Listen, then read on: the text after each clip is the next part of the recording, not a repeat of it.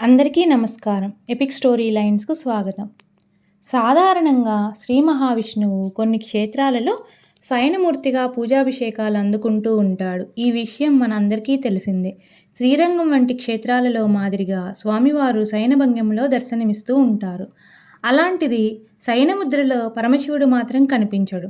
శివుడు దాదాపు లింగ రూపంలోనే పూజాభిషేకాలు అందుకుంటూ ఉంటాడు. విగ్రహ రూపంలో ఆయన కొలువైన క్షేత్రాలు చాలా తక్కువ.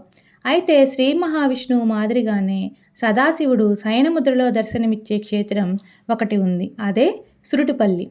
ఆంధ్రప్రదేశ్ చిత్తూరు జిల్లా నాగలాపురం మండలం పరిధిలో ఈ క్షేత్రం విలసిల్లుతోంది. సువిశాలమైన ప్రదేశంలో భారీ నిర్మాణాలతో ఈ ఆలయం ప్రాచీనతను ప్రతిబింబిస్తూ ఉంటుంది. లింగ రూపంలో దర్శనమిచ్చే శివయ్య ఇక్కడ విగ్రహ రూపంలో ఎందుకు శయనమూర్తిగా కనిపిస్తున్నాడు? పైగా పార్వతీదేవి ఒడిలో తలపెట్టుకొని సేద తీరుతున్నట్టుగా ఉండడానికి కారణమేమిటి అనే సందేహాలు భక్తులకు కలగడం సహజం. క్షీరసాగర మదనంతో ఇక్కడి స్వామివారికి ముడిపడి ఉండడం విశేషం.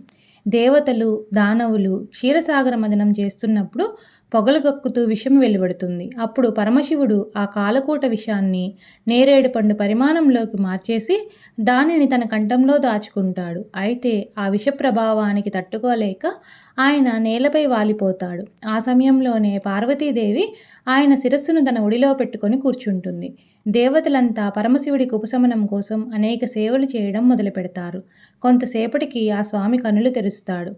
విషప్రభావం వలన శివుని కంఠం నీలం రంగులోకి మారడం వలన ఆయనను నీలకంఠుడు అని అంటారు. కాలకూట విష ప్రభావం కూడా ఆయనని ఏమీ చేయలేకపోవడానికి కారణం సర్వమంగళ అయిన అమ్మవారేనని అంటారు. ఆ సమయంలో సురులు అంతా ఆ ప్రదేశంలోనే ఉన్నందువల్ల ఆ ప్రదేశానికి సురులపల్లి అనే పేరు వచ్చిందని, అదే కాలక్రమంలో సురుటుపల్లిగా మారిందని చెబుతారు. తమిళ భక్తులు స్వామివారిని పల్లికొండేశ్వరుడిగా పిలుచుకుంటారు. ఎక్కడా లేని విధంగా గర్భాలయంలో స్వామివారు అమ్మవారి ఒడిలో తలపెట్టుకొని శయనముద్రలో కనిపించడమే ఒక అనిర్వచనీయమైన అనుభూతిని కలిగిస్తుంది. శివపార్వతులతో పాటు ఆ సమయంలో అక్కడే ఉన్నట్టుగా బ్రహ్మ, విష్ణు, మహర్షులు కూడా దర్శనమిస్తూ ఉంటారు. ముక్కోటి దేవతలు నడియాడిన పుణ్యస్థలిగా ఈ క్షేత్రం కనిపిస్తుంది. ఎంతోమంది పురాణ పురుషులు, మహారాజులు, మహాభక్తులు ఇక్కడ స్వామిని సేవించి తరించారు. విశేషమైన పర్వదినాలలో ఈ ఆలయాన్ని దర్శించే భక్తుల సంఖ్య ఎక్కువగా ఉంటుంది.